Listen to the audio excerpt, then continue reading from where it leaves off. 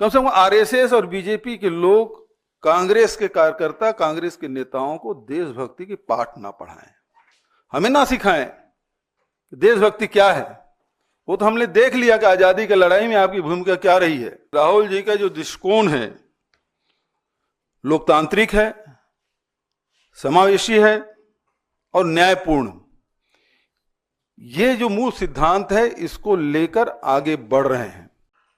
आदरणीय साथियों, केंद्र में भाजपा की सरकार है, बहुत सारे राज्यों में भी है। दरअसल ये सरकार आरएसएस की सरकार है, क्योंकि संविधान में तो न्याय की बात है, समानता की बात है, लोकतंत्र की रक्षा करने की बात है, और आरएसएस इन विचारों को मानती नहीं है। और वही काम लगातार जो भारतीय जनता पार्टी की सरकार है वो लगातार कर रही है। इनका पक्षपाती एजेंडा से देश क्या दुनिया भली भांति परिचित हो चुकी है। और लगातार अभी जिस प्रकार से राहुल जी ने जो बयान दिया, उसके भाषण को तोड़ मड़ोड़ के लोग, चाहे जेपी नड्डा जी हों चाहे और कोई हो, वो इसकी व्याख्या गलत ढंग से कर रहे हैं।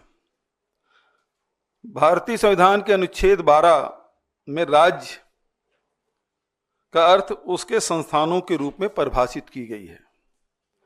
अब जितने भी जो न्याय, समानता और लोकतंत्र की रक्षा करने की जिम्मेदारी इन संस्थाओं की है, उसको ये लोग कब्जा कर लिए हैं।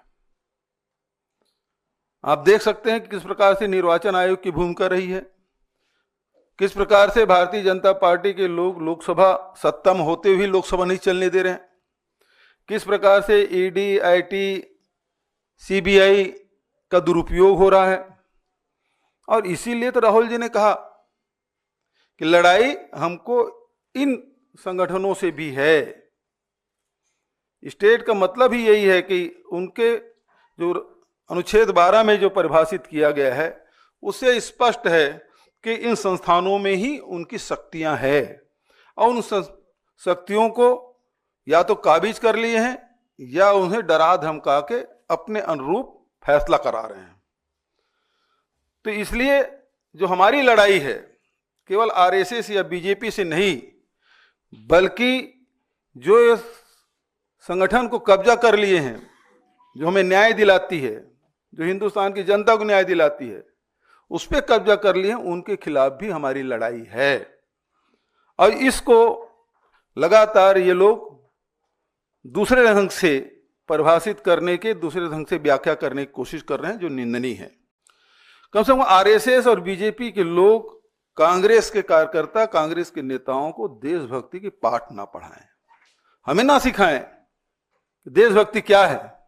वो तो हमने देख लिया कि आजादी की लड़ाई में आपकी भूमिका क्या रही है, कि देश के आजादी के दीवानों के साथ आप थे या फिर अंग्रेजों के साथ थे। ये पूरा देश ने देखा है। आज लगातार इन संगठनों के माध्यम से कब्जा करके सामाजिक संरचना और आर्थिक नींव को कमजोर करने का काम भारतीय जनता पार्टी आरएसएस सरकार कर रही है। तो आदरणीय साथियों, मैं यही स्पष्ट करना चाहूंगा कि राहुल जी का जो दृष्टिकोण है लोकतांत्रिक है, समावेशी है और न्यायपूर्ण।